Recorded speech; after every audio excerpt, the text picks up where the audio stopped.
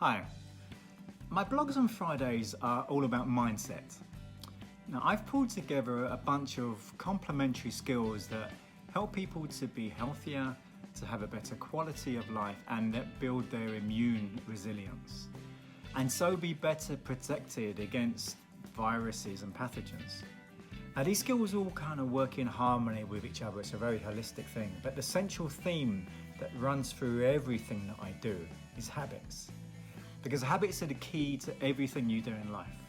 To improve your productivity, to improve your health, even to improve your relationships, all comes down to the habits you have in place.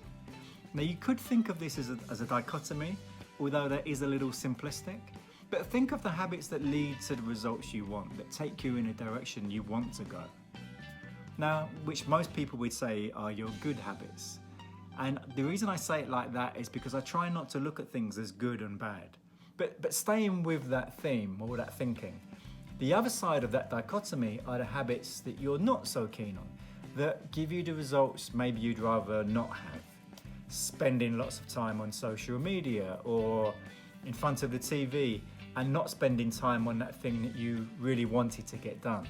Be it a project, continuing learning that language, practicing playing the guitar, etc. Or maybe habits that are leading to worsening health, such as sedentary behaviour and sitting down for hours at a time, eating highly processed food with high sugar content, or scrolling on your phone in bed every night before you sleep, resulting in, instead of waking up full of energy, waking up feeling groggy and feeling that you can't function properly without a stimulant such as caffeine.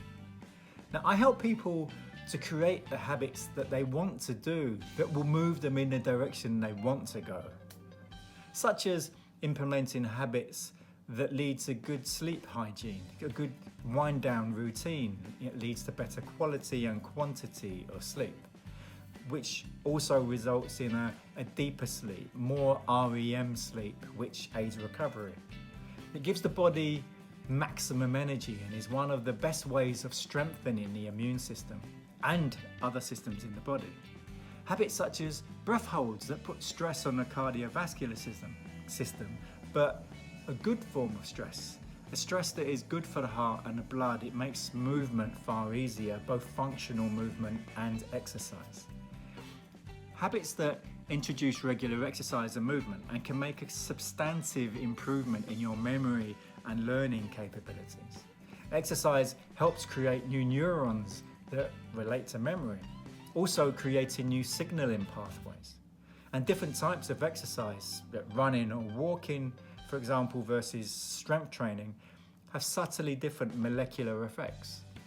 But both aerobic and resistant exercise exert similarly powerful results on learning and memory, which is further reinforced by getting good quality and quantity of sleep, which, when you get yourself into that positive spiral, that virtuous circle, leads to contentment and enjoying life more.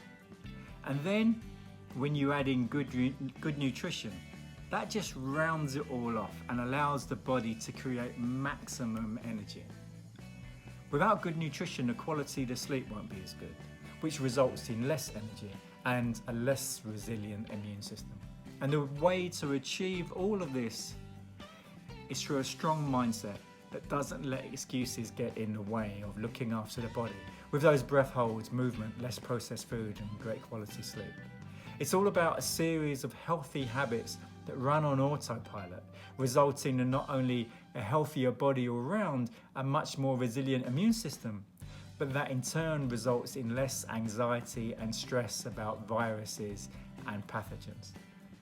So please get in touch if you'd like information on the online group workshops that I run to improve your habits in sleep, breathing, nutrition, movement and mindset. Or if you'd like to have one-to-one coaching with me on those areas.